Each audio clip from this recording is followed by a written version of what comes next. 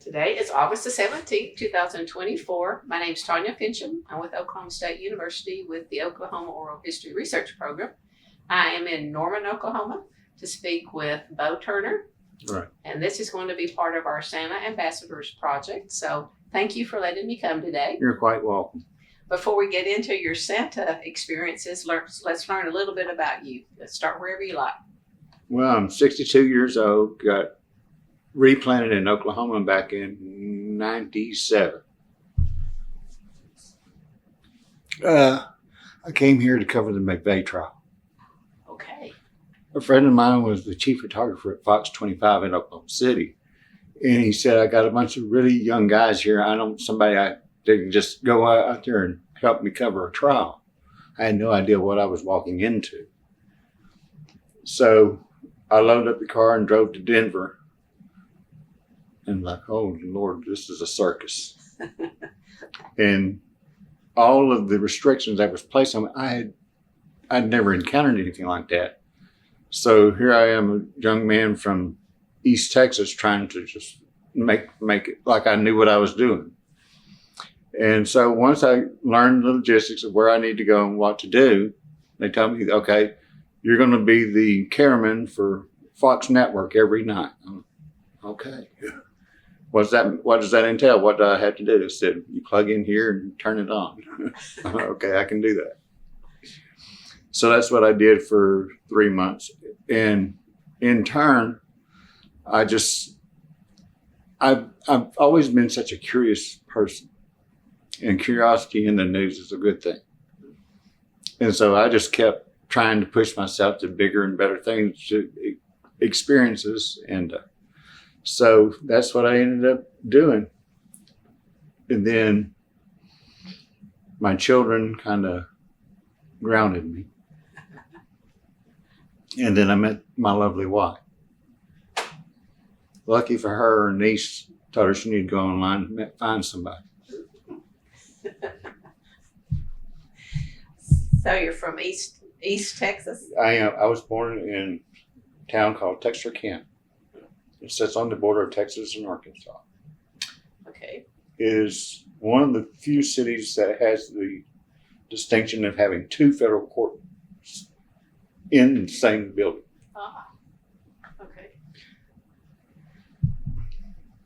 And so I came out of there, started doing it, met Jeannie. She slapped me around, told me I needed to quit drinking, which was probably the best thing I ever did. And so I've been sober now for 6 years. Okay. So back in high school, what were your career plans? Or did you have any? I didn't. You didn't? I came out of high school in 1980 with probably one of the most basic educations you could have gotten. But being in a town that was divided by a state line, we learned that if we took a card over to Arkansas side, we could get an ID made. And you can make whatever birthday you wanted to. All you need to be was 18 in the state of Texas and drink. So I was 18 years old at 15. And that started me going down the path of alcoholism. And so after I got to Oklahoma, kind of got my act together. Found a career that I really loved. And was meeting all these famous people and having these experiences that I had no idea I would ever experience. So we should probably say what that career was. Video. I was a news photographer. News photographer. Or what they like to call a videographer. And for the kids today coming out of college, they're video journalists. Oh. Which has now been hyphenated to an MMJ, which is a multimedia journalist. Okay. So how did you learn your set of skills? I was like I said, I was very curious. So I liked photography. And through my drinking and everything, I found a club down the street from my mother's house. And the guy basically told me I could play records and he would feed me alcohol. So that's how I started out. And through that, I met these other radio DJs that said, you got a voice like honey. You do. And said, have you ever thought about it? So I had no clue. So he took me in there and he said, sit down and read this. So I did. It was a copy. And I said, yeah. So he played it for his boss. And that just started snowballing. So I went into radio. And at the radio station I was doing overnight, so at 2 o'clock in the morning, I'm just playing tapes after tape, having the time of my life. Yeah. Well, it was the station I worked for was housed with a television station. And there was a guy that's supposed to show up every morning at 6 a.m. and hit play on a tape. Well, he kept missing his shift. So the general manager of a TV station, we were getting coffee, and I said, fancy seeing you here. He said, would you like a job?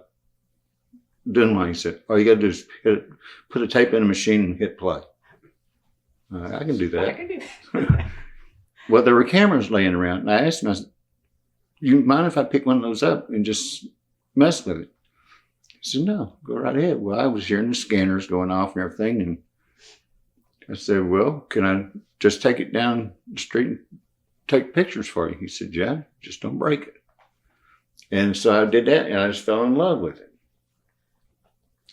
And there was a gentleman named Fred Gamble at the time who had worked for another television station down in Louisiana, in Shreveport. He said, Bo, I think you could really do good in this if you come down and apply for a job. So I went down to do a hands-on trial for this job. Well, it was a competitor to the station I worked for. Well, the people at the station I worked for saw me there shooting for video for the other station. And so out of guilt, he decided he needed to offer me a job right there. So I got into the news business. It was meant to be, wasn't it? It was. And it was the best thing that ever happened to me in my life. Kind of like a victim of circumstance, but being proactive at the same time got you places. It did. So is the McVeigh trial the most, most prominent thing you covered? It's probably the biggest that I did. And I grew a very hatred for Scott Pelley because he would walk with the attorney every day coming out of the courthouse, and he was in my shot, and I'm like, I need you out of the shot. But every day, him and Mr. Jones would come out of the courthouse like stuck to each other. And I'm like, he gets a shot. Well, for Fox, you don't put a CBS reporter on your TV station. So, not fond of Mr. Pelley. Or Stephen Jones, because he did it on purpose. But that was enough to get you to Oklahoma, and then you decided to stay in Oklahoma? I did. I loved it here. I was living up in Oklahoma City. Well, I made a trip one day down here to Norman. Well, once I got close to campus with all the, tree-lined streets, I'm like, this is like home. I'm back home. It was familiar to me. So my wife at the time and I moved to here. I just fell in love with it. Got bit by the college football bug.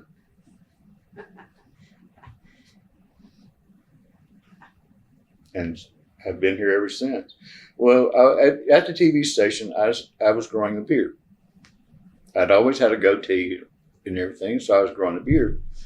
And it was starting to get kind of gray. Salt and pepper. And Jeannie, I don't know if it was on a whim one time, she just said, you ought to be Santa for the grandbabies. So I got to looking into it and then realized this is quite an expensive endeavor. And it can be, I'm learning. And so in talking with people and everything, I found out that there were schools you could go to and learn how to be a Santa. I told Gina, I said, well, I think if we do this, we can make it go for it. I can kind of, help pay for this. So we went to Branson, Missouri to a school for 2 days and met another gentleman from Oklahoma named Greg Gilpin and his wife Terry. Well, he's there in his Oklahoma State gear, and me being a Normanite, they're supposed to be rivals. And it became a really great friendship, and he and I started our Santa journeys at the same time. And it's one of those things, once that first child looks at you and you get that perfect reaction, you're hooked. So thank goodness it wasn't a screaming kid that didn't want to be there, huh? No, I had those. Those happen though, don't they? You can't get beyond it. It's going to happen. So that would have been what, 19? Well, how are we? 2000? No, that was about 2013. 2013. So 10 years, roughly 10 years ago. Okay. So while you were in Missouri, did you order your first suit or do something like that? That was right after we got back, because there was a gentleman that had this school. His name was Tim Conahan, and through Tim, he's like the national Santa for Toys for Tots and everything. He's a big guy out in Hollywood, and as a matter of fact, he does the Hollywood parade as their Santa. And I just was in, my eyes got the biggest saucers. Looking at this man, he's bigger than life. But he wasn't a giant man. His average build, about my size, a little bit. And I thought, well, if he can do it, I can do this. And the more you started looking at it, I just thought, well, if I can make enough money so that I'm not going in the hole doing this, I didn't realize I was going to have so much fun doing it. And I started meeting people and learned about different organizations. And I'm trying to, at this time, promote myself and getting out on social media and everything. Well, a couple of gentlemen reached out to me and said, would you be able to help us? There's some events that we can't cover. Would you be willing to do it? Sure. Shouldn't have said sure. So I went and started doing these events and stuff. After the first holiday season, this gentleman, John Bloomberg, reached out and said, hey, we're going to have what's called a red hat chat. Would you like to attend? I said, well, what the heck's a red hat chat? Yeah. He said, it's just some other Christian forums. We're going to get together and talk about our season. I thought, well, that'd be awesome. I'd love to. So we did. We went to a little cafeteria up in Moore and met. And it was John Bloomberg, a gentleman out of Tulsa, Greg Bates, and a gentleman out of Choctaw named Jerry Crissell. And they just started telling me these stories about their experiences from this season. And I thought, this is the greatest thing ever. And they were giving tips and hints of things you could try to help get over the little obstacles that you would encounter. And I thought, this is just so neat. And I thought, there's got to be other guys that could benefit from something like this. And so I started reaching out and said, hey, I'm thinking about starting a group of Oklahoma Santas. Would you be willing to start? And they said, well, what does it take? I got the information from this group called International Brotherhood of Real Bearded Santas. I'm like, okay, what do I need? They said, if you have 5 members that get together, you can start a chapter. Yeah. I said, what's a chapter? And so they started telling me about the benefits of being a member of the chapter and getting that going and everything. So that's what we did. And there were, I think, 7 of us that day. We met in Stroud at the Rock Cafe. Okay. Because I'd always wanted to go there. And it was kind of halfway, and I thought, well, it's a central enough location. Let's try that. So that's what we did. How did you know those 7? Just through social media, Oh, social reaching media. out, and it was word of mouth. One Santa knew another Santa, and I knew there was another gentleman named Rodney Stringer who was a photographer in Oklahoma City. He was growing his beard. He was wanting to be one as well. So I told Rodney, I'm starting to do this up. I'll be the president. You want to be like the meeting coordinator or something? He said, sure. So we started doing that.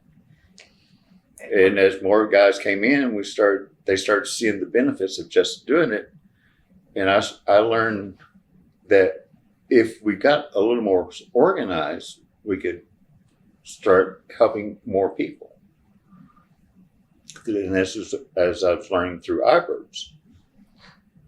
Well, I thought, well, if I'm part of that organization, it would really benefit us as a state chapter. Mhm. So I ran for the board of directors, and I was voted in. So I became a board of director for the International Brotherhood of Real Bearded Santas.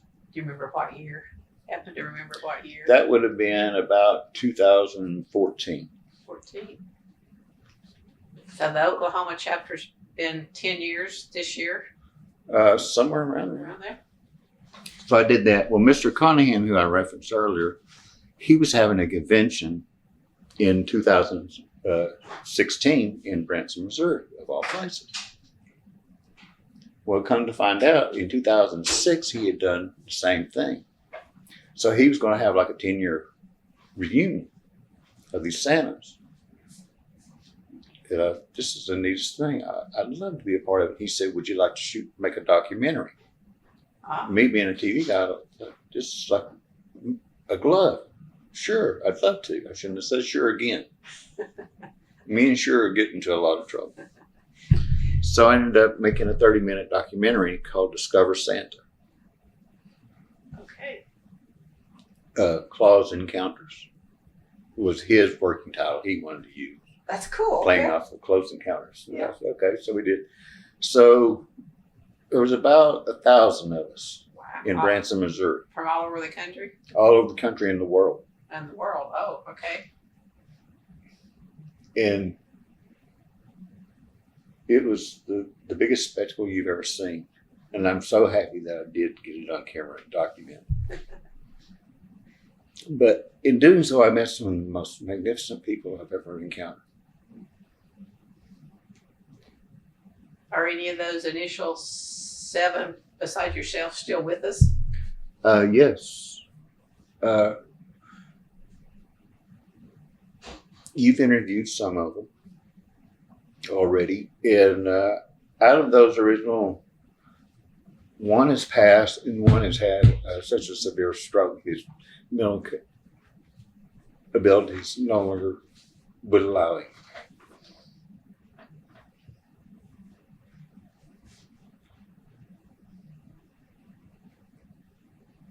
It's a good group of men and women. It's the one that was in Choto. Is that what you said? Choctaw. Choctaw. Is that person still? Yes, Jerry retired. He gave it up a few years ago, but Jerry is still with us. I guess that's a question too. When do you know that you need to age out and step back and let someone, hang up your suit? That's a hard call to make. It truly is. For me, I just didn't feel I was getting a performance that I thought the children deserved. The children didn't care. It was the parents I was trying to please. Oh, well, I can see that. So when you were playing Santa, did you have your beard year round, or did you? Yes. My beard I had had for about 12 years. Luckily, when I was working at the television station, my boss was a big Christmas enthusiast. He thought me being Santa was just the best cup of tea you'd ever had. So he allowed me to do it. So yeah, there was nothing like seeing Santa walk to the courthouse, point a camera in your face and tell me, why'd you rob that lady? Yeah. And would you do that in your suit? No, No, just I would wear red, because I just thought I was supposed to, but I never did anything work related in my suit, other than appearances for the television station. So let's talk a little bit about your choice of suits. What color did you choose? Well, my first suit was a mail order suit that was from a place called Planet Santa, and I thought that was the neatest thing. Well, my first Santa convention I went to, I learned that you can get them custom made. So I reached out to a seamstress and ended up having a suit custom made just for me. It was a deep burgundy color. At the time, some of the nicest fur you could get. And had that made, and I'm like, well, I need a robe.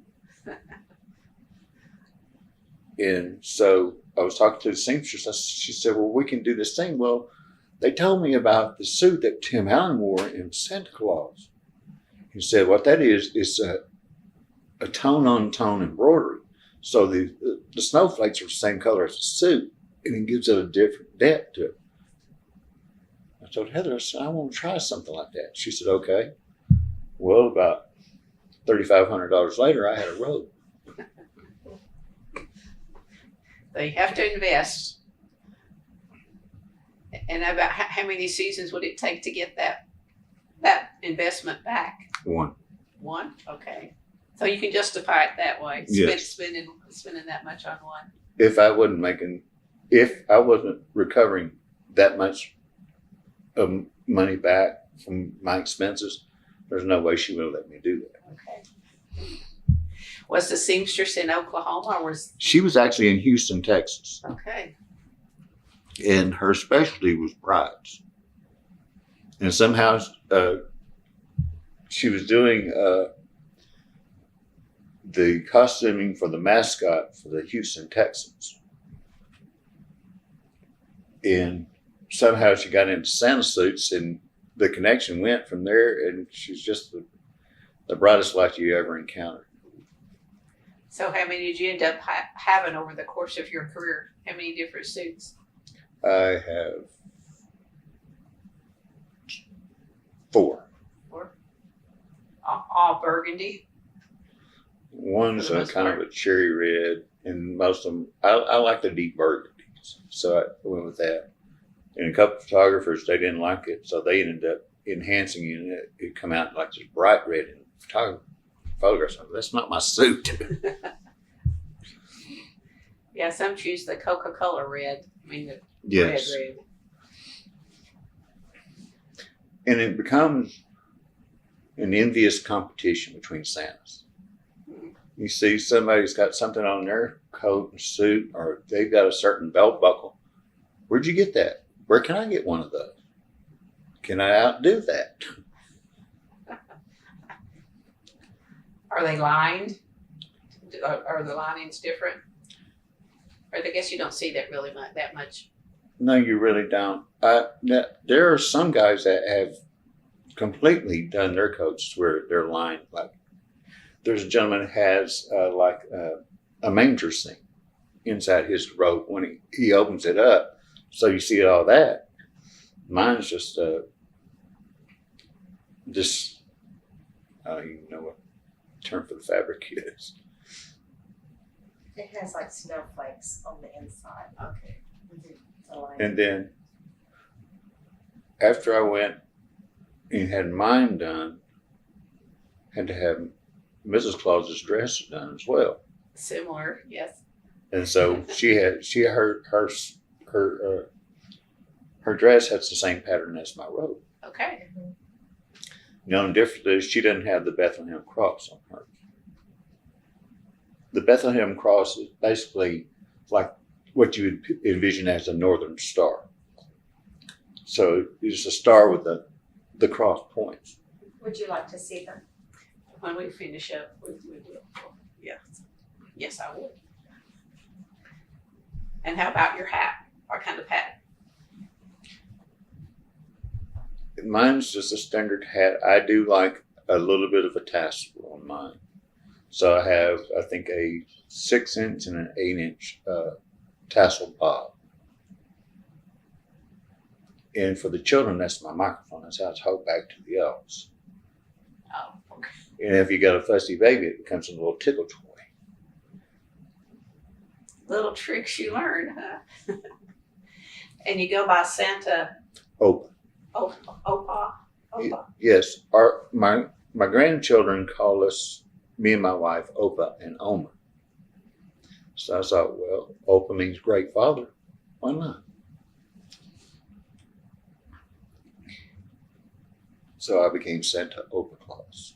Santa Opa. And what were some of your first events that you did when you first took on the role? First started out at little home visits, which were basically me being nervous and trying not to make a fool of myself and figure out what I should be doing, trial and error. Man, and then I had a friend who worked for Paycom, and his wife was on part of the committee that was doing the Christmas deal, entertainment for the employees. And they said, well, we could get Santa. So, okay, so I did. And that was the first thing I ever set for. As the employees paraded their children through me, I learned what a crying baby, how many decibels they really are. And at the time, because I'm a fairly lightweight gentleman, I was using this fake tummy and everything. Okay. I didn't realize that thing does not breathe. And when I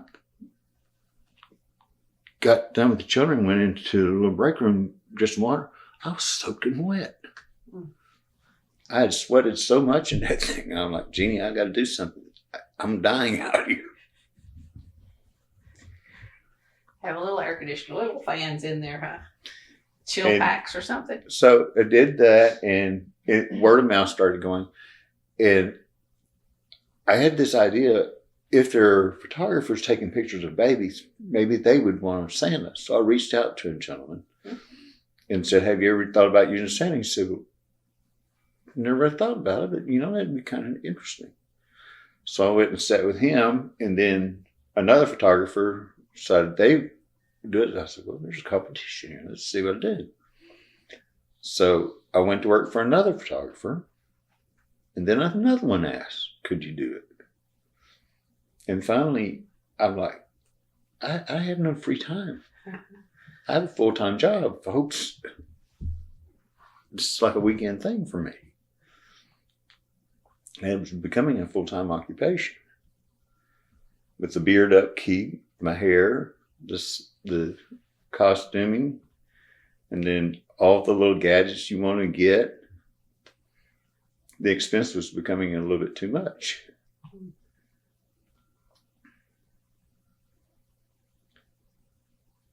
But through those photographers and those families and those children, I was hooked. And then in 2019, before I turned 58, God reached down and said, stop. And on the 7th floor in the Oklahoma County Courthouse, I had a stroke. So January the 9th, 2019, my life changed.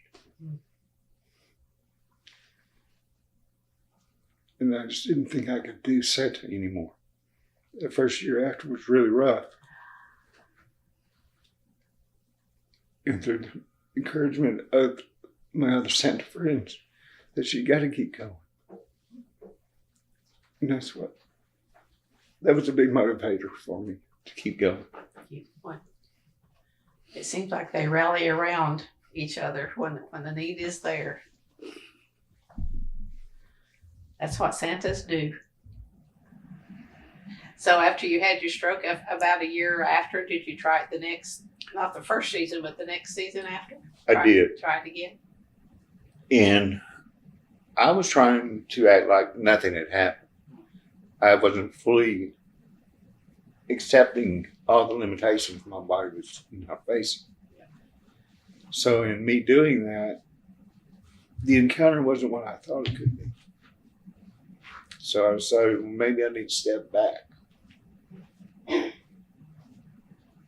And that was the one thing I did not need to do. Because it was the one constant normalcy I had. And that's the one thing I've learned is the more I stick to a pattern, the more comfort I have.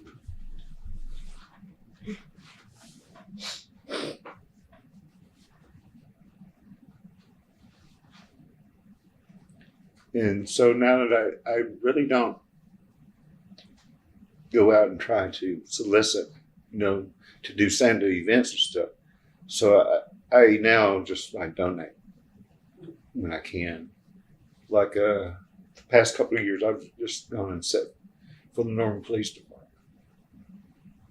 In your gear. Yes.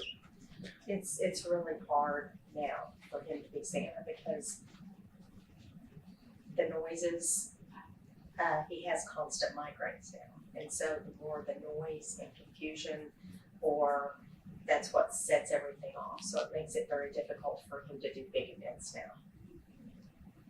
Home visits might be a little easier, but then you've got to walk into that. So, Right. and And going into a totally unknown environment, I get confused so easily. Yes.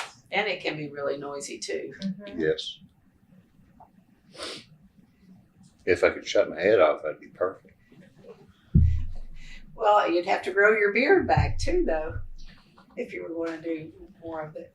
Well, after my stroke, I was not as aware as I should have been. So as we would bleach, I was leaving the bleach on too long, and I was burning the skin underneath. But with the full beard and no air getting to it, it would take forever to heal.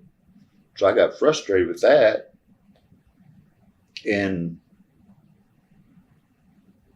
we came into something, and a friend of mine in Tulsa, he's what's called a traditional beard, or what they would call a fake beard, theatrical beard. And Robert said, well, Bo, why don't you try this? And I got to looking at the beards, and these things are pretty fantastic. So I bought me a yak beard. So now we glue it on. And you pray you don't sweat too much. Robert Taylor. Yes. Yeah. He showed me his. It was impressive. And the process that he goes through to put it on, I don't know. It hurt just to think about it. Well, I will let you know they're not coming off until you take them off. Yeah, a kid could say it is real. So what kind of belt did you choose? I had a Santa friend who could have custom made belts. So, well, his were custom and mine were two different things. So basically it was just a guy, an Amish guy that was making these 4-inch belts. I did that because that was the size buckle, raw 4-inch buckle. So basically I bought the buckle and bought the belt to fit the buckle. Because in the Santa world, the first thing they teach you is you got to know your 3 B's: your boots, your belt, and your beard. Okay. So you bleached yours, Yes. your beard. My hair is salt and pepper.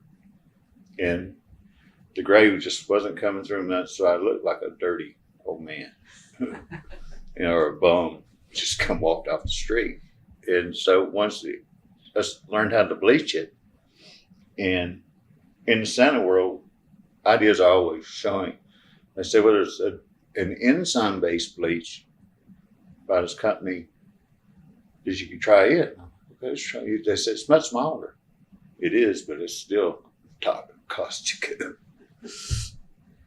So would you do that during season or through the whole year? Did you keep it that way year round? I would do it all year round because if not, then the dark would grow in and then it would be orange. So I would have to keep it bleached through the year. You had your personal beard maintenance. That's pretty cool. It's a team effort. It was. And then your hair, was it salt and pepper too at that time? Did you have to bleach Yeah. it too? I But do the whole thing. luckily for me, as it grew longer, it was getting thinner on the top, so the dark was disappearing on its own. Well, now it's a good shade. Yes. Yeah. You have to tell her how you started OOHRP, how many people at the original, I think there were 7. Mm. How that started. We covered that. Oh, did you? And Yes. he said several of the 7 are still Okay. with us. Well, I just need to be quiet. And I think they meet every Uh, 4 times a year. Yeah, it was originally set up off of a quarterly meeting. Basically, just get together, and it was based off a group out of Kentucky. I think they go by the Bluegrass Santas. Luckily, the guy that led them was an attorney, so his looked a little more polished than mine. And I asked him, said, "Can we borrow your guidelines?" He said, "Yeah, as long as you call them guidelines, not rules." I said, "Okay." So we adopted theirs, and we had our basic set of rules. And over time, you get people that are a lot smarter than you, and they start coming up with better ideas. You start adopting them. Next thing you know, you're a full-fledged income organization. Look for 501c3 status. But through being on the board of directors, I met a lot of really good-hearted men and women that had the profession in their mind first. And so after 3 conventions, a stroke, I think I'm ready to just kind of go off into the sunset. Been good memories. Good memories. Did you do a parade? Did you do parades? I got to do one parade. A gentleman actually came down with COVID, so he couldn't do it. And another senator said, "Hey, are you available?" So I went over to Yukon and did their check parade.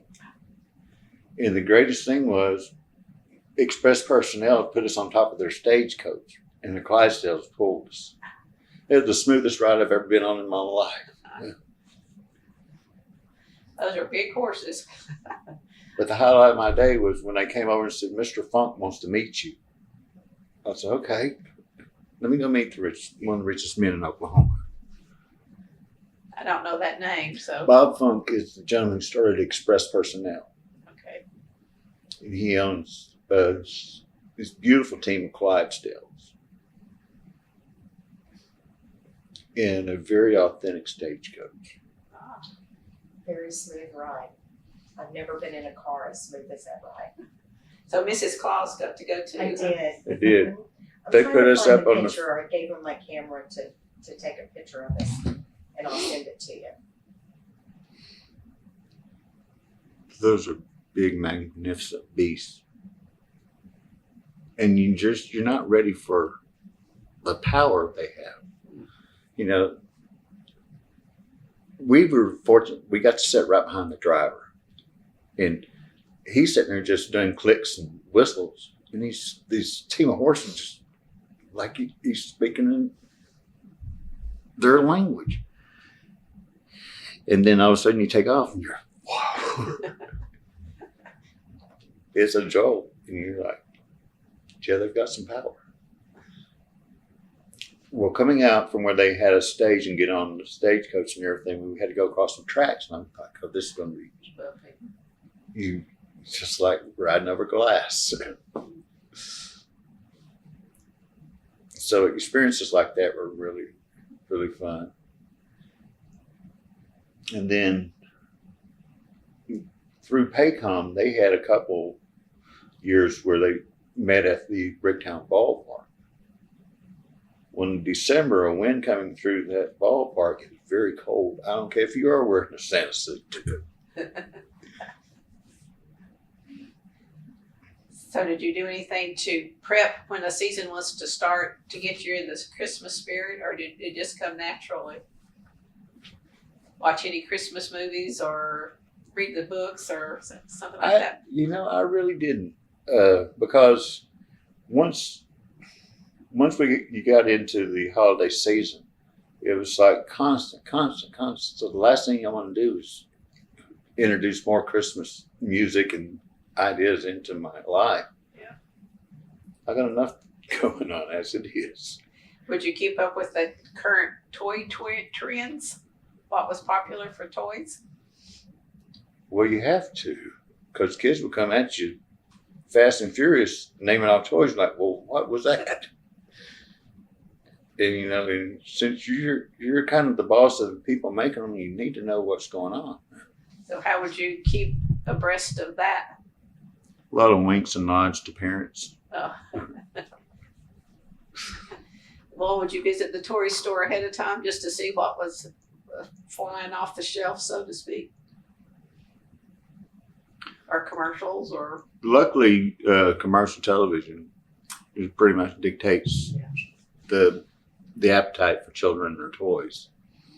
So you just lock into some cartoons and some children's programming, you pretty much figure out what they're going to want. Yeah, what the current Disney movie happens to be. Yes.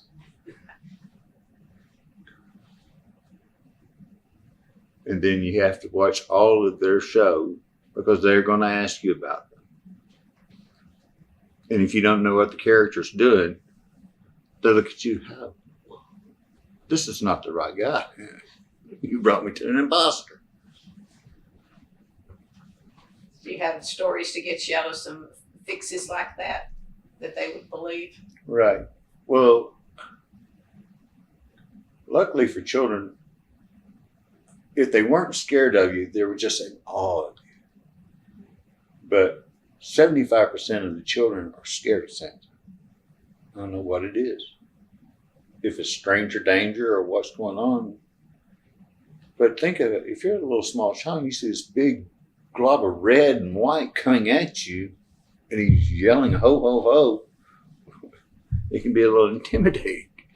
So once you learn to soften it up and let the child dictate the flow of the encounter, it's smooth sailing. Well, you can't do that to a 2-year-old. 2-year-old says, wow. So the parents are all like, oh, he's okay. You learn at that point, just take the picture. Because most of the parents want that picture of their child screaming at Santa in hysteria. Why? I don't know why, but they do. At one point, a lady came to me and said, you're on every desk in my office. What do you mean? She said, every desk I walk by, there's Santa with their child, and it's you. I had a knee replacement 3 months ago, and I went to get some blood work. The lady that took my blood work up in Oklahoma City had a picture of my husband, Bo, in her little area there. So there's encounters like that all over the city. It makes you feel a little funny and a little good, I guess, both. So you've had repeat customers year after year. One of the most humbling things was when families would chase me. I would go from one photographer to the next. And their whole holiday season was, can I get into that photographer to get the picture? So there are some children that have like 10 consecutive pictures with me.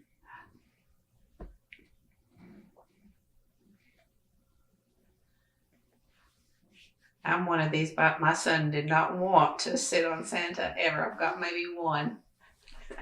You would think my own grandchildren would just warm right up to me, and they're the worst. Yeah, I wonder sometimes if it's because the parents have told them to be nice or naughty, and the Santa's going to decide, if you've been good or bad, and that might be what they're thinking. I don't know. It's not good to use Santa in that way, is it? The parents do tend to use Santa as a disciplinarian. Mm. But the best part about that is when that child looks at you like, is this true? And you debunk it. That's not true. I'm coming.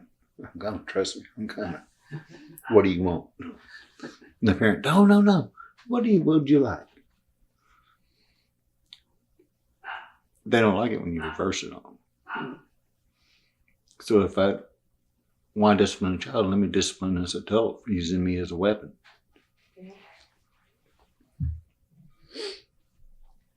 How would teenagers be with you? They're more curious and want to goof. More And some think they're too old. yeah.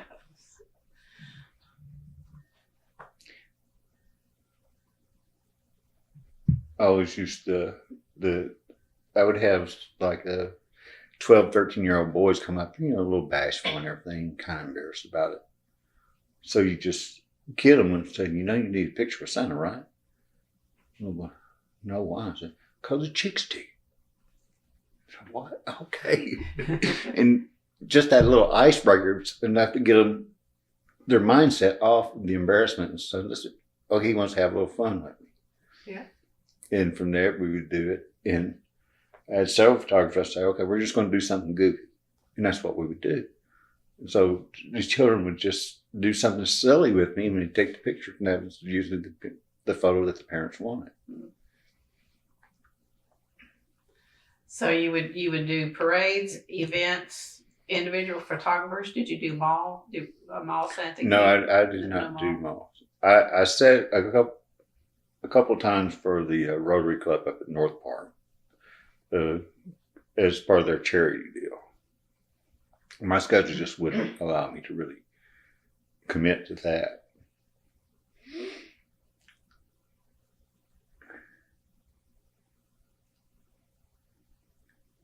The corporate events were just too orchestrated for me. Because I kind of want more of a free flow, one-on-one type encountering deal. They wanted more of a show, and I was that type of performer.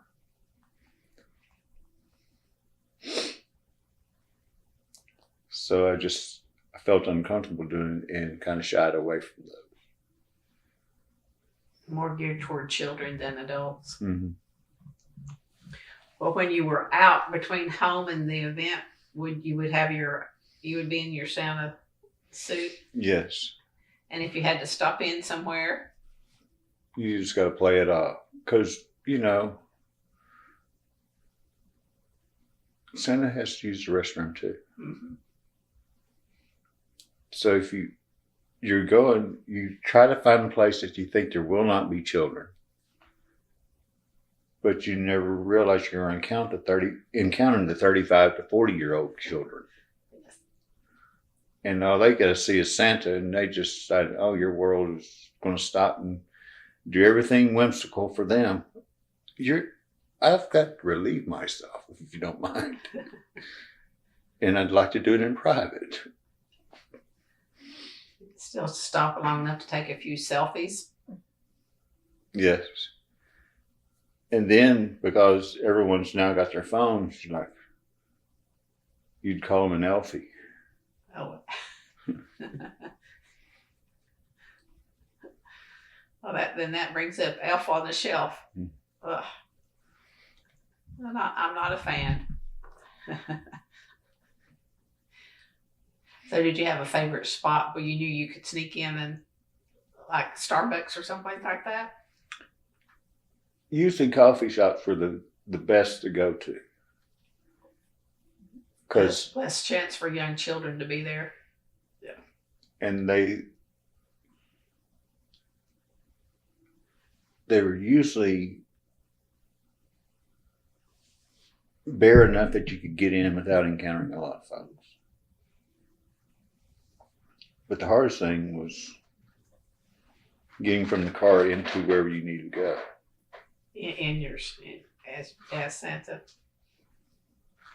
There were times at Paycom they would have me park in these really obscure places just so no one would see me getting out of a car. What color was your car at that time? Silver. We were in a silver truck at the time. Close enough to. That's a Christmas. That could be a Christmas color. My favorite story was children and I would go into the home and they'd say, "Well, where are your reindeer?" Well, they're out at Tinker Air Force Base. What do you mean, son?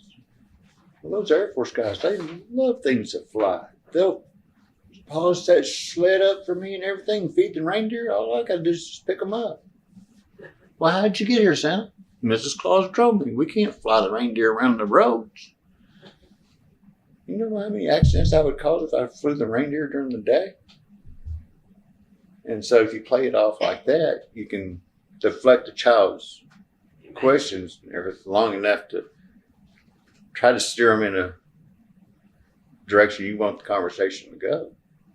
And their imaginations will take it from there, huh? He's had some adults. Remember the first one that you went to and the dad didn't know you were coming over? Oh my gosh, Tell that yes. story. There was a lady had heard about me and said, "Would you come to my home for a visit?" Sure, it'd be great. I'd love to. So we made the arrangements and everything. This is all happening through email. We'd never really met face to face. So she gave me an address. Well, I go and show up. And she opens the door. She's just as happy as in. I could hear the children.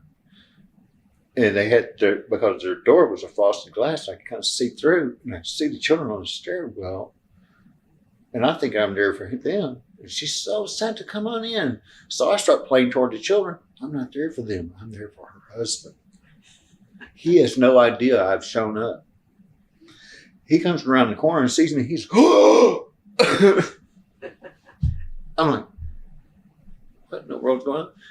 The man, it was such a delight. The shock on his face to see Santa in his foyer. And the children were all laughing and everything. And I come out to explain to her, because she was like, what happened? What happened? So I'm trying to tell her what's going on. I'm so excited from the encounter. And so I tell her, I said, "I wasn't there for the children." "You didn't see the children?" I said, "No, I was there for the husband." Well, and he got real excited when he talked about his key. You remember that? I have a set of key that I would carry, and I call it Santa's magic key. And so they always ask about the key. And so I had the story goes on with it. I said, well, I was having trouble getting in and out of homes. So I asked the elves, what can we do to, not so I'm not making so much noise to wake the children? They said, "We've got this key. You just put it on your belt and it'll do everything for you." I said, "How's it work?" They said, "Just walk up to the door." I said, "What are you talking about?" I said, "Santa, try it." So we went out to the barn and I walked up to the door. Lo and behold, this door opens. And I said, "Well, what do I do?" They said, "Santa, walk in." So as I walked in, that door closed behind me without making a sound. And the children just, what? Here's an elderly man. He's just like, what? What happened? So that's why I carry this key on me. And that's how I get into the house and deliver all your toys. That do not have chimneys. That don't have a fireplace and a chimney. Adults see Santa, it takes us right back to our childhood. I guess or at least some of us. What do you think the appeal is? I mean, if you were to label it, what is it about Santa that stirs that deep of an emotion, you think? More than nostalgia or, I don't know. I think it's very a link to childhood.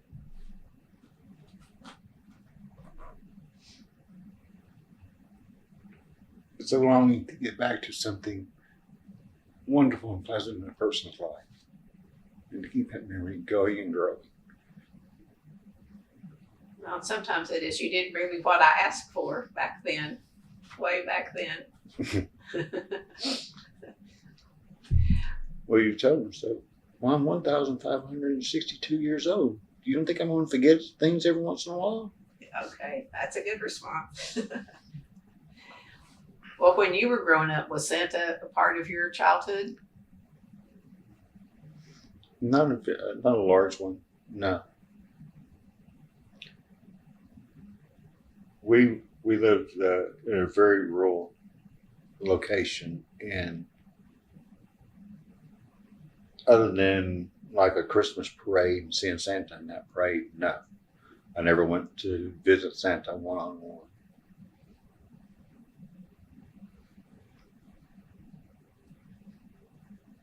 Well, was Christmas celebrated in your home? Yes, it was. My grandmother was a very deeply religious person, and we took that avenue of the holidays. Okay.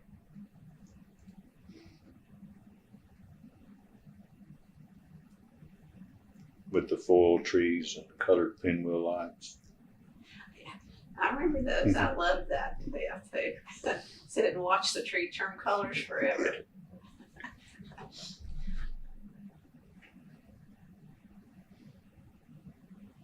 And my Christmas was full of motorcycles and bicycles. Christmas morning or Christmas Eve? Christmas morning. Christmas morning. But my father was not the brightest one, so I just look out the window at Christmas Eve night and see what was in the back of the truck.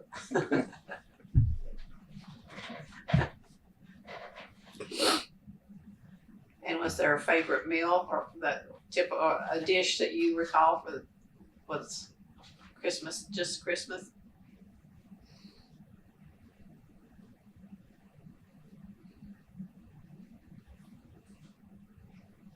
It's funny, but all of my memories of the meals always go toward the yams and sweet potatoes. The what? The yams and sweet potatoes. Oh, yams and sweet potatoes. Can't beat those. How about peppermint sticks? I didn't really get into peppermint until after I became Santa. Okay. You gave away canes. Mm. And then Carnation came up with a peppermint mocha creamer, and I was hooked. What's not to like about peppermint and white chocolate? Yeah, what's not?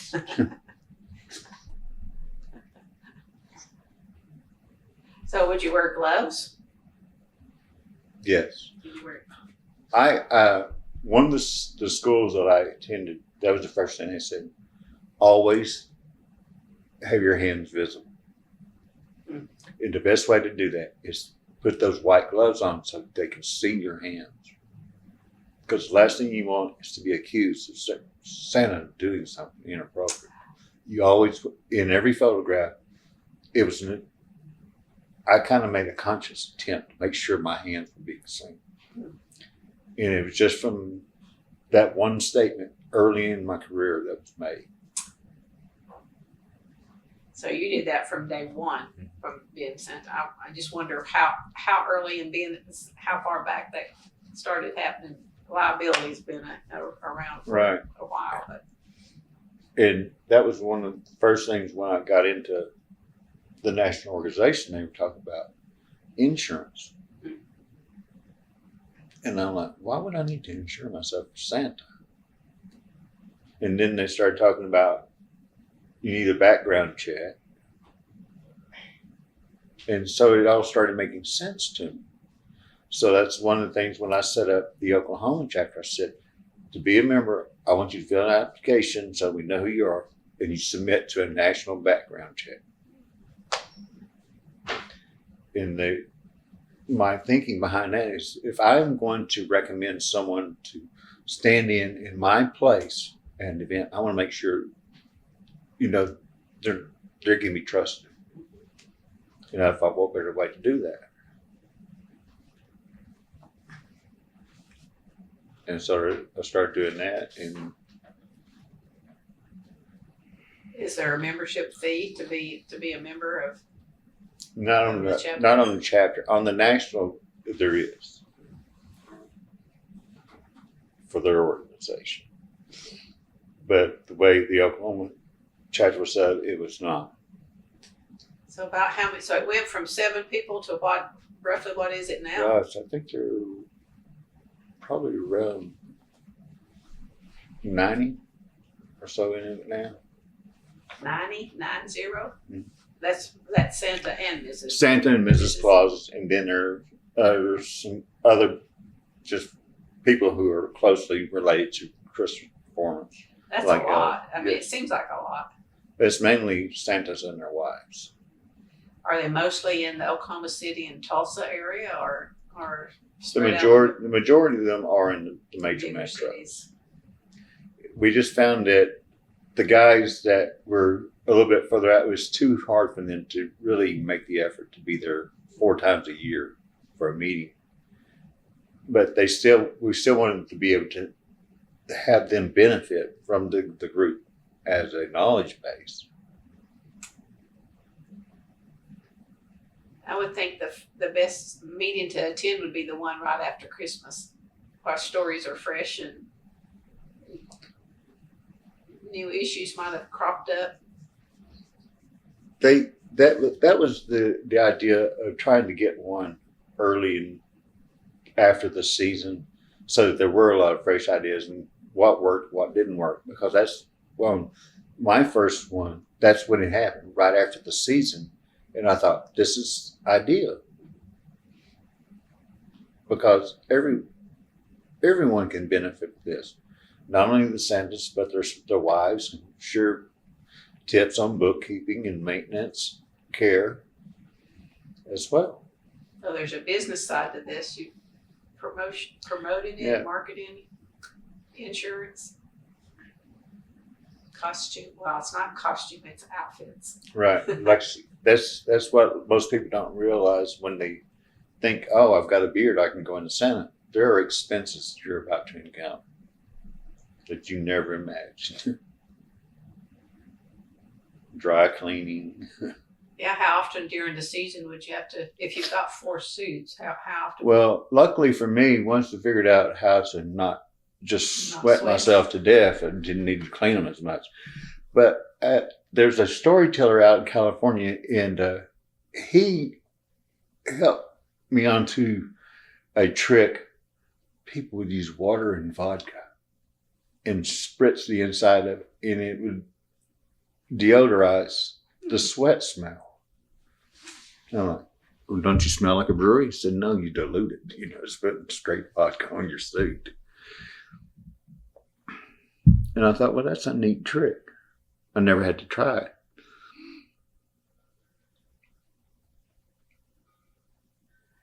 Is there cleaners that you trust in the area? I don't. I've not had mine. Since once I had my customer, I started taking a lot better care and awareness of where my suit is, where I don't get it dirty. Okay. And at that time also, once the pandemic hit, the environments were so much more sterile to where we were all afraid of common colds. Mm. So that wasn't being, and with everyone washing their hands and stuff, there was a lot less sickness being spread around. So I didn't feel the need to have my suit like really deeply cleaned. Plus, he had lost weight after his stroke. He lost about 40 pounds. And so he wasn't happy. And he had his suit fixed to where he didn't wear his belly. He was more of the healthy Santa. Okay. Okay, look, so he didn't sweat like he did. So that was with his new suit. Mm-hmm. That's a good way to approach it. I mean, Santa does need to be healthy. Mm-hmm. So other than COVID, you actually portrayed Santa during COVID? Yes. Did you have to? Yes, there was a little bit of back at first because I had, in addition to my stroke and COVID hit, I had just had a valve replacement in my heart. So I was a little leery about, what, I got to be really careful. Mm-hmm. And masking up and everything like that. So I told, the photographer I was working with said, I will have to ask that the children, I be masked when the children come. And there was some pushback on that a little bit. And then, but most of them, once they found out why I was doing it, wasn't because of COVID per se, is because of my recent heart valve replacement. Mm-hmm. They were more understanding.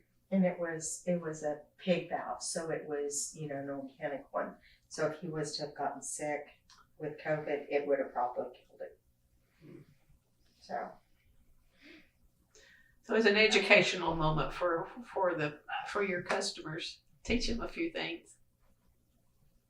Did you do the ones Zoom? that were willing to listen? Oh, that's true. Did you do Zooms? I tried to, but my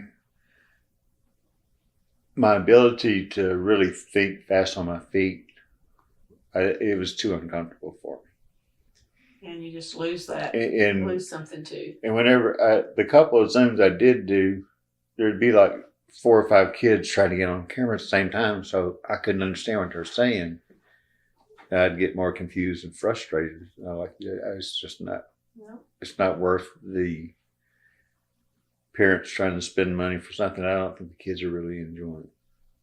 I know I wasn't enjoying it. So you made that decision after trying once or twice, yes.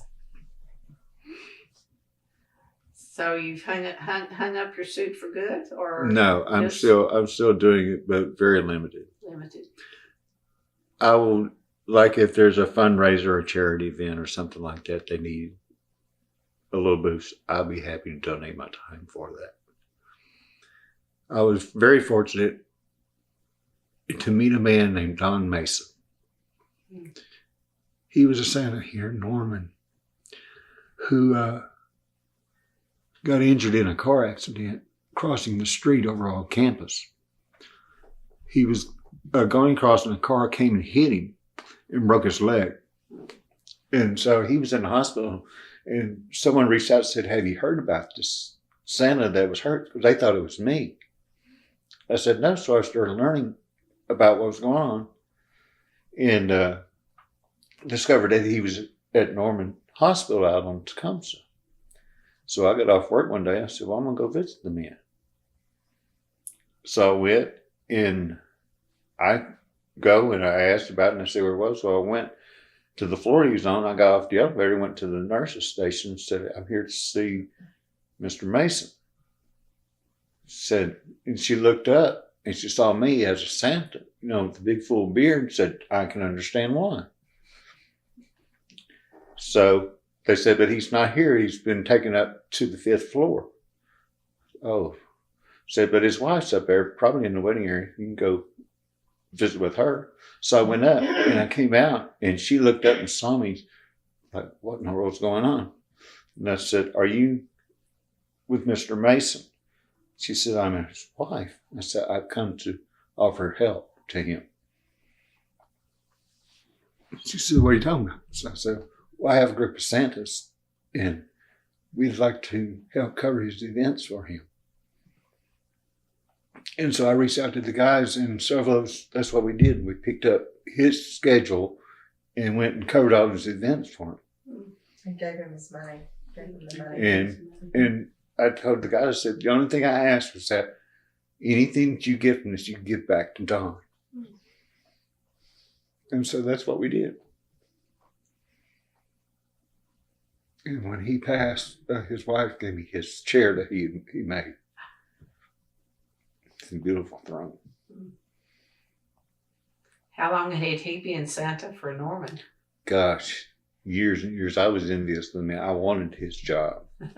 And Not that one. another Santa said, "Bo, you're basically wishing for somebody to lose their gig."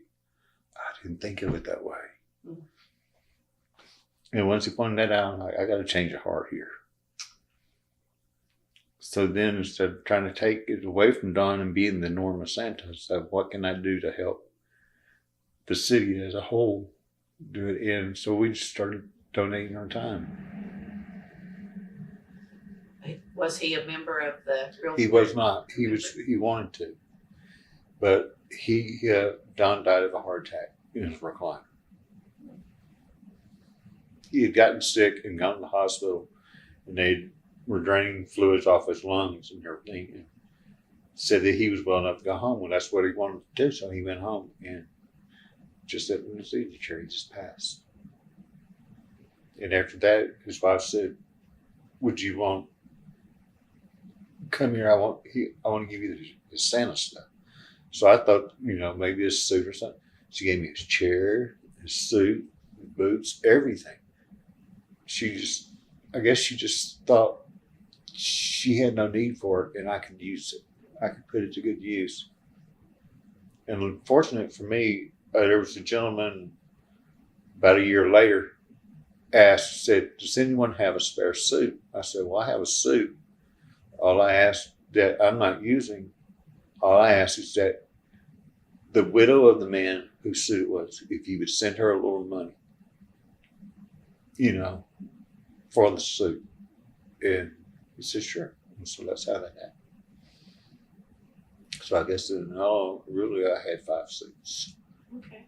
Gave one away. Do you still have your very first original one? I do. As a matter of fact, I used that one last year. I loaned it out to Meals on Wheels here in Norman. They had a football player named Danny Stutzman who they wanted to be Santa. He had done a picture after the OU Texas game of him in the gold hat with a big cigar. Well, they wanted to recreate that photo of him as Santa. So in my chair, in my suit, with him holding a cigar, Danny Stutzman is Santa. Santa doesn't smoke cigars, though, does he? No, he does not. He had a pipe for a while, though, didn't he? I think, didn't he? Mhm. I've seen pictures of a Santa. That was how he was portrayed years ago. Do you wear the little glasses? Out of necessity. Not just for the look. No. And do you sing Christmas songs, or did you? Do I? Did you? Well, when you're as Santa, do you do any singing? It's more of a mumble. And you know the Christmas story by heart, or the Night Before Christmas by heart? Pretty much, but if I'm distracted, it's going to take a whole new meaning and path of its own. Yeah. One year, I think there were dinosaurs involved in it, but the child laughed. So what was that? I have a hard time remembering all the names of the reindeer. I never get them right the first time. Well, don't either. I have a Santa ambassador friend. He does the Night Before Christmas as a rap. And he has actually performed it for Snoop Dogg. That's cool. In Oklahoma? No, he's in Southern California. Well, did you have a mentor? If you were having an issue, someone you would call, say, can you help me here with questions? Several of them. My favorite guy is a guy in High Point, North Carolina. His name's Cliff Snyder.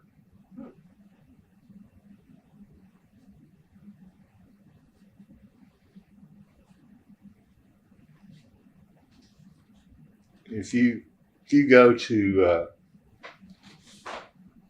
Dollar Tree, Dollar General around Christmas time, you get a little Christmas tin with a Santa on it. That's Cliff. Okay. But he lives in a pretty part of the world. He does, and he works with a guy named Larry Harsberger, and they create some of the most magnificent portraits you've ever seen of Santa.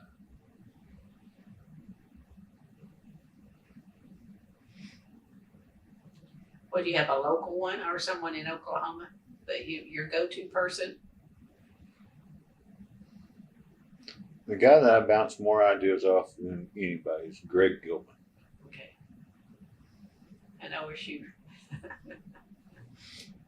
And with his traditional beard, he talks to Robert Taylor a lot because he came down here to help me, teach me to put his beard on.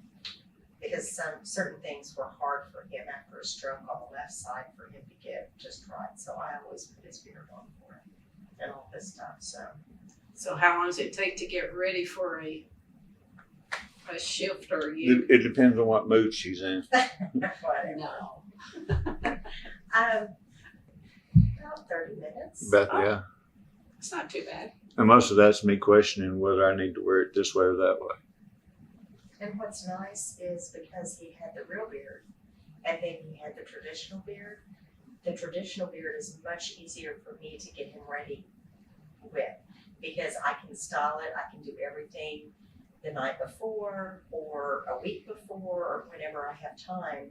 And then I just put all the glue strips on, clean his face, stick it on, stick his mustache on, his hair, and he's good.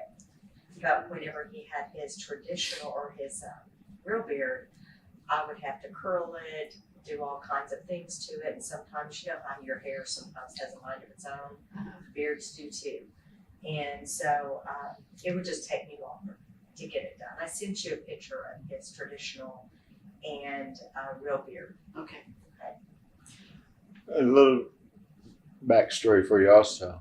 A lot of this really got sparked when I was sent to North Pole City.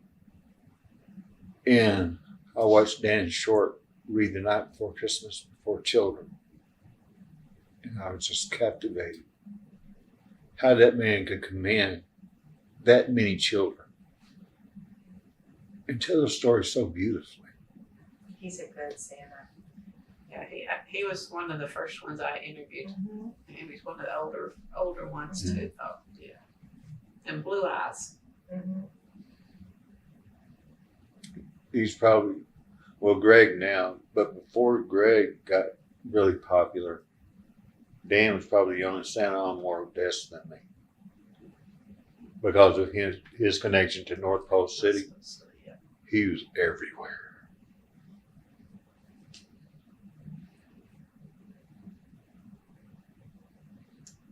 Because that was me, here I am Santa, and I walk in, I'd notice a Santa picture, and that's Dan.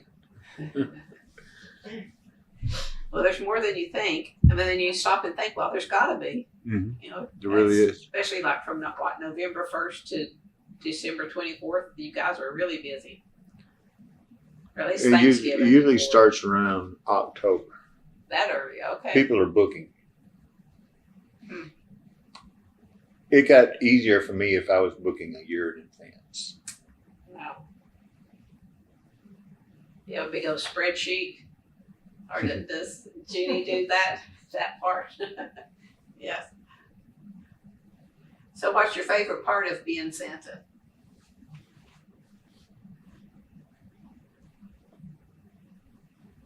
The attention. The attention? From? Everyone. Who doesn't want to be adored? Yeah. But then that means you're always on spotlight. You have to behave.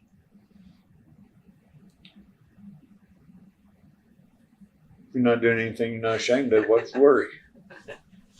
Yeah, that's true.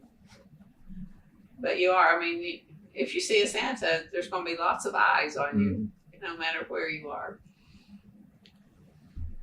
Some Santas get a big ego. It's, I think everybody goes through that.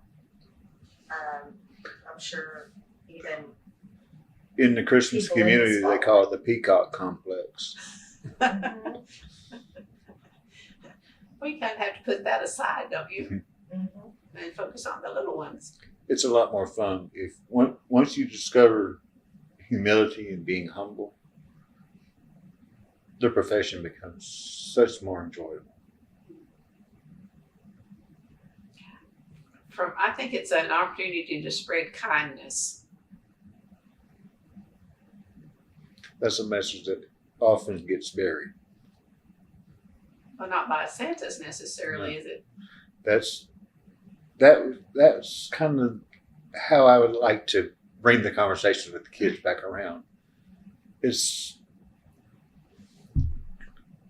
I always love to ask them, what would you do?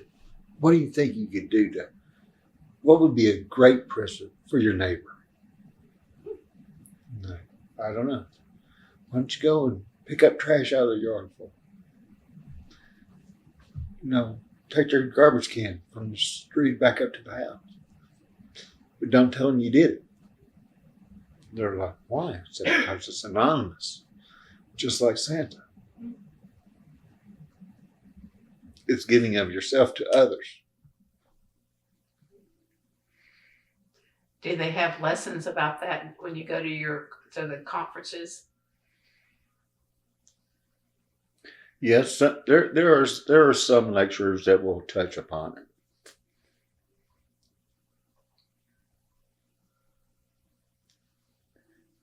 But it's one of those things when you're in that kind of an environment of competitive outdoing each other, the stories and the focus gets lost a little bit.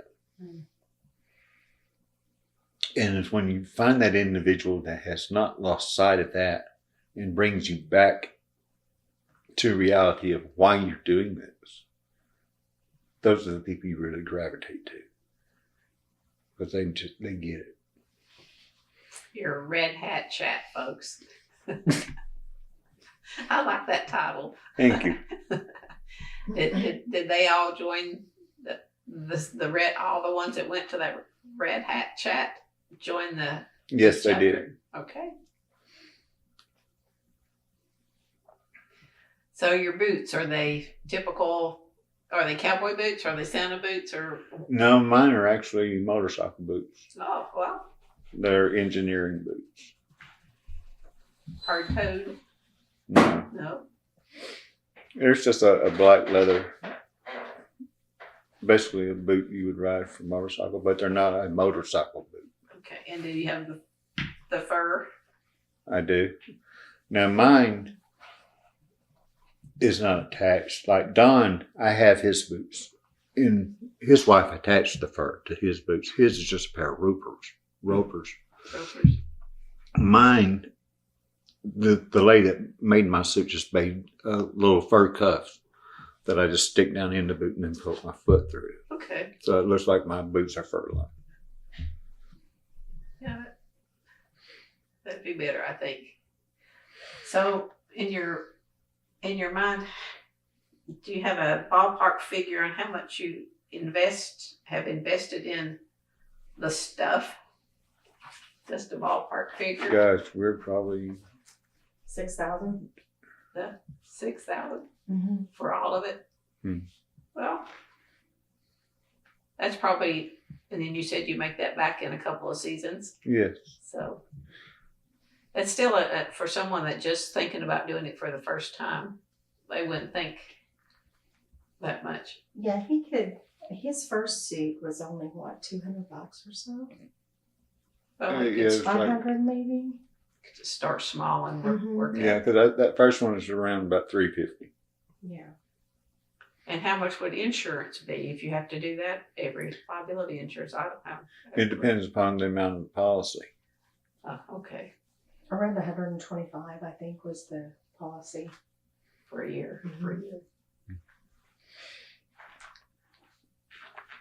And do you give away things like business cards? Yes, or Santa cards? I had cards made, and then I had little doubloons that I would hand to children and say I met Santa, like that. But that's just another expense. Yes, it is. What's your least favorite part of being Santa?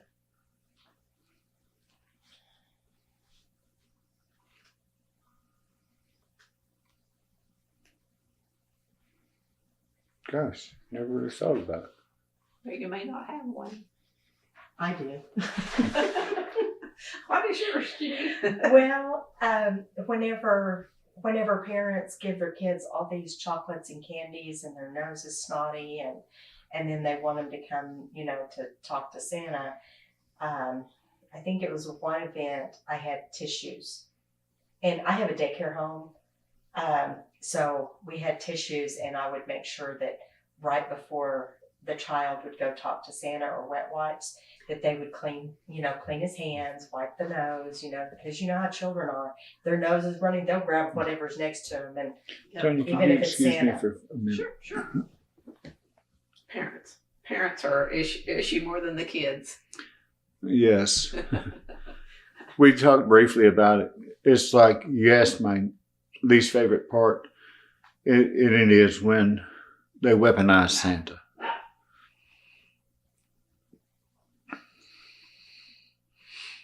And as I mentioned, it's a lot of fun to turn that around on them. What's been the strangest thing that a child has asked for? It would just shocked you or surprised you?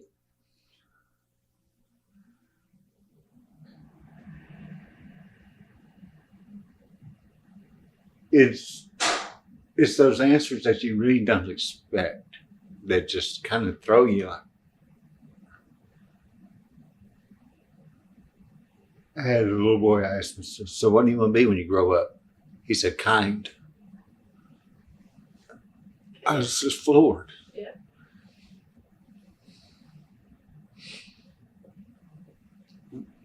How would a 3-year-old boy think of being kind? He already has a big heart. Not pot-bellied pigs or horses. Now, being in Oklahoma, I sat for a photographer 1 year in Minco, and there were several children came through, and it was farm-related requests. Goats. Okay. Or their FFA project or their 4-H project, Yeah. maybe. I could only imagine.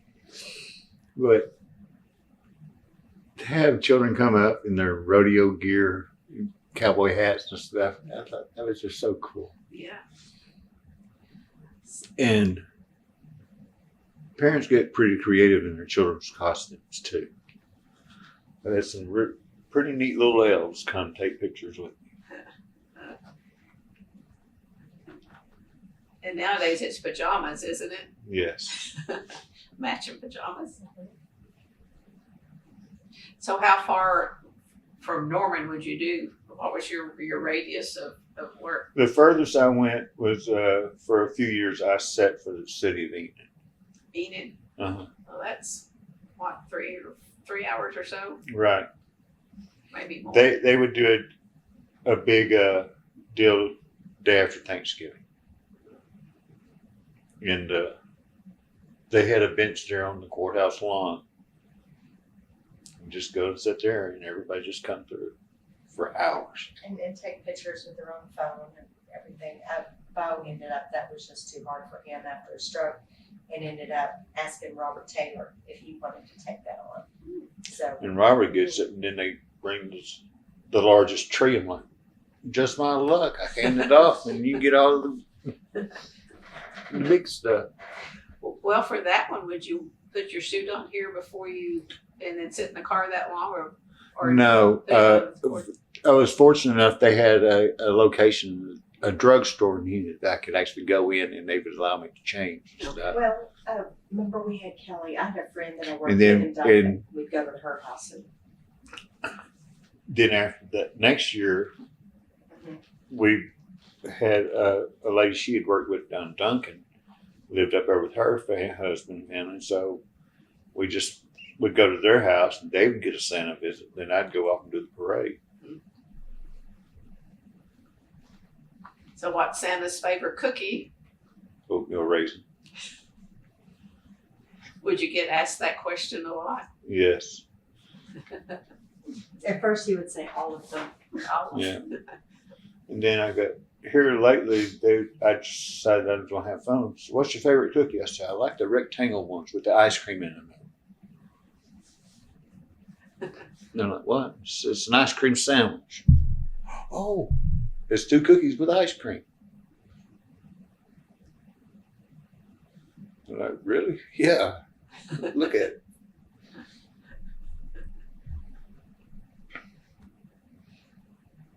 So your season would start around back when you first were doing it, would start mid-November. Yeah, after that, about that second year, it was year round.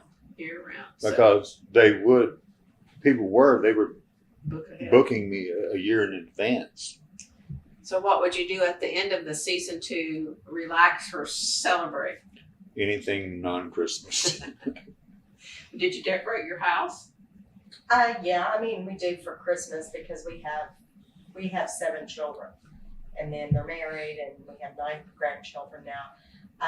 We would do that. Sometimes we would set up a set in it's actually my daycare room now, the garage, and so the pictures could be taken, and neighbors would come by and stuff like that. So neighbors know you as Santa Opa. Yeah. And before my stroke, I used to put my Christmas lights on myself. And I was up there one day, and I just had probably like a red OU hoodie or something on. Yeah. And the neighbor kid looks up and says, "Oh, he's going to go down the chimney." He went in and said, "Mom, is it Christmas? I think Santa's going to come in our chimney. I saw him on the roof." So Lindsay's sending me a message saying, "Hey." That's fun. Mm-hmm. Yeah. And I was fortunate enough, there was a family that came to visit me with a special needs kid.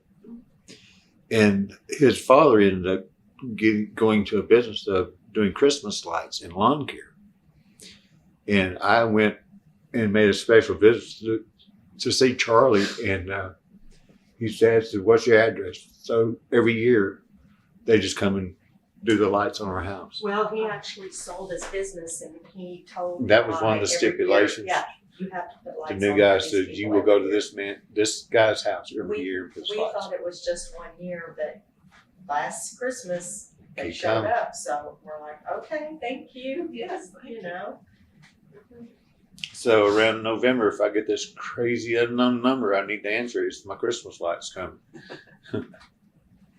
There's still kindness in the world, and a few There is. people. It's one of those things, what goes around comes around in a good way sometimes. You don't get sick of Christmas by the time December 25th rolls around. I'm gonna lie if I say no. Well, then we don't want Santa to do that. Just say we'll pass on that question. There we pass, hard to pass. And it's usually just one song that just drives me nuts. The same one each year. No, it's a different one. It seems like, but there's always one song like, why are they playing that one again? Get an earbug. What is it usually though? I used to cringe every time I heard Mariah Carey. You can only hear that a few thousand times a year. I'm trying to teach my grandchildren that all I want for Christmas is a hippopotamus. My granddaughter likes dinosaurs, so it's this closest thing as I can come to a dinosaur. So we get most of it without having to look up the words. And since it's the Oklahoma lady that wrote it, I thought she needed to know that since she's in Oklahoma. And do you have a favorite Christmas movie? You mentioned Tim Allen. Do you that one or is it different?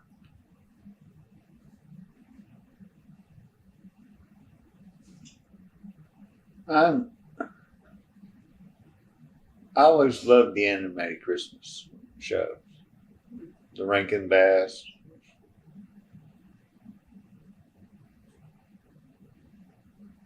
like the movies, Wonderful Life and everything. I never really got into that. Maybe it was just my limited exposure to Christmas.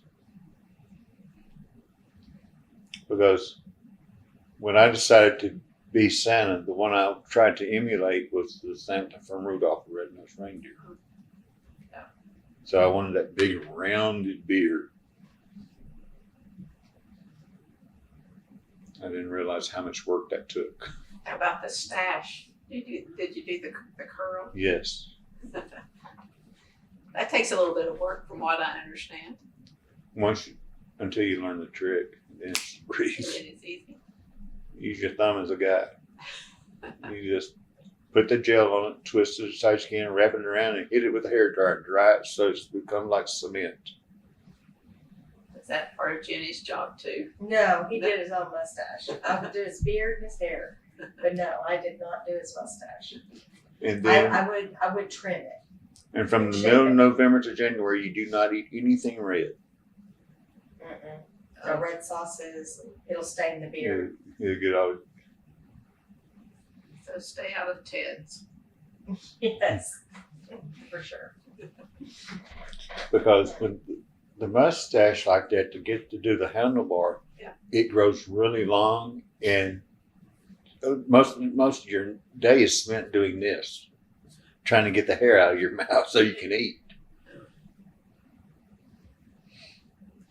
Well, during the season, then you'd have to be sure to stay hydrated, especially if you're, sweating some. Right. And Bottled water becomes a necessity. And then sneak food here and there. Yes. And finding food that you can eat while wearing gloves in a suit.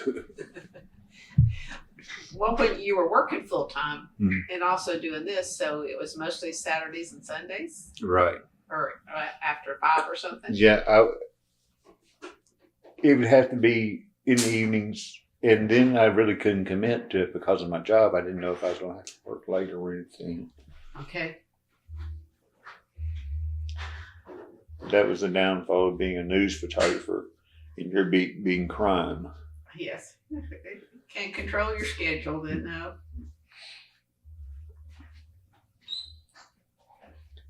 But it was always fun if I had to go see a family who was a victim of a crime or anything, and a child would see me. Once they got over the shock of the stranger with a camera and lights and everything coming into their environment, and they looked past that and would see me in the beard, something would click. And then my childhood curiosity would kick in along with theirs, and we would just start having conversations and talks and stuff. The ability to take this child out of that probably just scary, sad moment and give them something else, a little bit of a hope in life. To see that, it's addicting. You got to do that fairly, It is. probably too much then.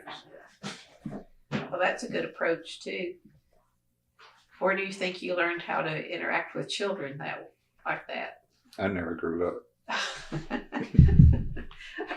So that helps. Yes. Yes.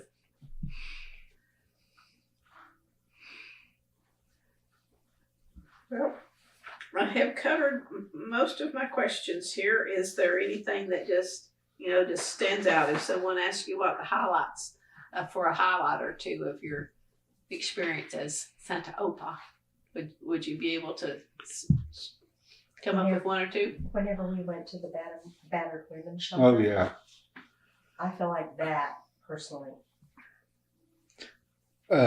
We did a couple visits, I forgot all about that, at the YWCA. And the women who were being sheltered there with their children. And because it's all secret, it's almost like a compound in there. To keep, they have to do this to protect these children and women. But to walk in there and see all of that fear just disappear. What was interesting was she prepared Santa, and she said that please don't be surprised if the child sees a man and they get in between mom and that they will get in between and try to protect the mother. And there was none of that. She was so shocked. She was shocked to tears that they just embraced Santa in this situation. Okay, go ahead, honey. I just thought that was important. Yes, it is. Mm-hmm. But there's so many little, in moments of encounters like that, I can't recall. You know, it's the suit, but it's also the person in the suit, I think. It's got to have both. There was a little boy, whenever we went there, I say little, he was probably 11 or 12, and he would not take the picture with Santa. He said, I can't do it, I can't risk it. And she was saying, nobody's going to have these pictures but you and your mother. And he goes, I can't do it. I can't risk it, I can't. And it was just sad, but it was really, you know, you get a different experience whenever you see these children just embrace him, you know, when normally they're afraid of men and the situations around their lives. Got lots of hugs. Mm-hmm. Sometimes around the knee, I guess. Those are the best ones. Yeah, and they just come running. Did they do the same with Mrs. Claus? Were you dressed as Mrs. Claus? Actually, from what I have gathered from being Mrs. Claus and being at, you know, those types of situations, or even in corporate situations, that I'm kind of, it's just Mrs. Claus. Every once in a while, you'll find a little girl or a little boy that's like, I want my picture with Mrs. Claus, you know, one of those. But otherwise, it's mainly him. I'm chopped liver compared to Santa, you know. And that's okay. Yeah, that's okay. That's okay. But it's always nice to have her there. Mm-hmm. Because she can grab that baby and kind of comfort it a little bit and then guide it into me with the string diverted a little bit over my shoulder instead of directly in my ear. And a lot of times what I would do with the babies, if I saw that they were afraid, I would just take them, and because they would come to me more than they would him. And as I'm talking to the child and talking to them, I would tell the photographer when I place this baby, and this is in advance, if this happens and I have the child, the minute I walk away, take that picture. You know, so they can get a picture before the child is, I feel like, traumatized because of Santa. Because that's Yeah, there were, especially if you walk into a situation with a new photographer, Mm-hmm. like there's a school, they would have, it was just a little photo booth type camera they were using. But each year, the photographer, because it was a company, they rotate. It'd be different. And you could tell if they were if they've never shot with the Santa before. So you basically tell them, said, listen, you've got 10 seconds to get this photo. Mm-hmm. No matter what. I said, because it's going to take that child that long to realize what has just happened. Yeah, I would have to kind of train the photographer each time. I would ask them, have you taken Santa pictures before? And then I would go through and say, okay, these are what you need to look out for, what you need to watch. If I had, you know, like I said, if I had the child and I set the child on there that quick, you got to be really fast. Be ready and prepared so we can get that picture. And smile all the time. I guess Mhm. Santa has to have that smile going. There's, if your face doesn't hurt, you're not doing it right. Mm-hmm. So it's tired and sore by the Yeah. end of the season. The gentleman from Southern California that I mentioned earlier, his name is Robert Suter, and he runs a school now called the Christmas Performance Workshop. And one of his lessons is on smiling. He says, take a pencil, put it in your mouth, and just smile. And don't smile here, smile here. Oh. If you're not feeling it up here in your cheeks, you're not smiling big enough. And he said, the way you train your face, put that pencil in your mouth and just smile as big as you can driving down the road. He's a good Santa. He's a nice looking Santa. So you have to practice that starting in August or something, Yeah. working your muscles back up. I've had the back of my head right here hurt. Whenever we would do take home, the back of my head here would hurt from smiling for so long. Yeah. Crazy. And it got to me, if my eyes start watering, I know I need to relax my face. I've been smiling too long. Well, with the mustache and the beard, you can kind of let it down a little bit, but it You is. can, but the other thing is because you have so much hair, to get that teethy smile, you really got to exaggerate and get that hair to pull away. You know, it's just Yeah. put 2 caterpillars in. All right, let's see your smile. You have to smile with your eyes too, I guess. You can tell sometimes. And that's where that pencil comes in. If you, like I say, if you're not filling it up here, you're not smiling enough. I'll have to practice that going up the road, let people look at me like I'm strange. So do you have anybody that you're mentoring now, since you've been mentored? Or you mentoring anyone? It's kind of like a Johnny come lately type situation. Yeah. I'm available if somebody wants to talk to me, or if they need a question. If I don't have an answer, I'll find somebody to point them towards. Do you anticipate going to another conference type thing, big conference of Santas? I don't think I will. And it's not because I don't want to. It's just I can't mentally take that much information hitting me at one time. Do you do shots with animals? Photo shoots with animals? I have. But they're mainly just dogs, Dogs, cats. not strange. Haven't had any exotic pets. No snakes, huh? No. No snakes. I wouldn't have a problem if they wanted to, though. Well, is there something that, as Santa, that you had on your bucket list to do that you've not gotten to? No. The parade was the last one I wanted to do, and Okay. I mean, it wasn't a really big grand parade, but to me it was a In highlight. Clydesdale, so yes, you can't beat that. Well, all right, then I'll ask my two last questions. How would you like to be remembered as Santa Opa? And then similar as Bo Turner, two different.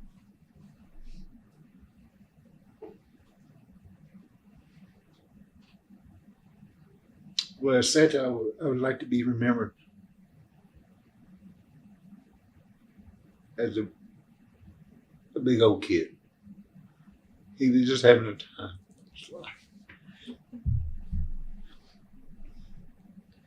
And as Bo Turner, I just want to be remembered as he tried his best. Okay. Well, I think a lot of people would give you A+ on both of those. Thank you for sharing today. It's been great. You're awesome. Hey.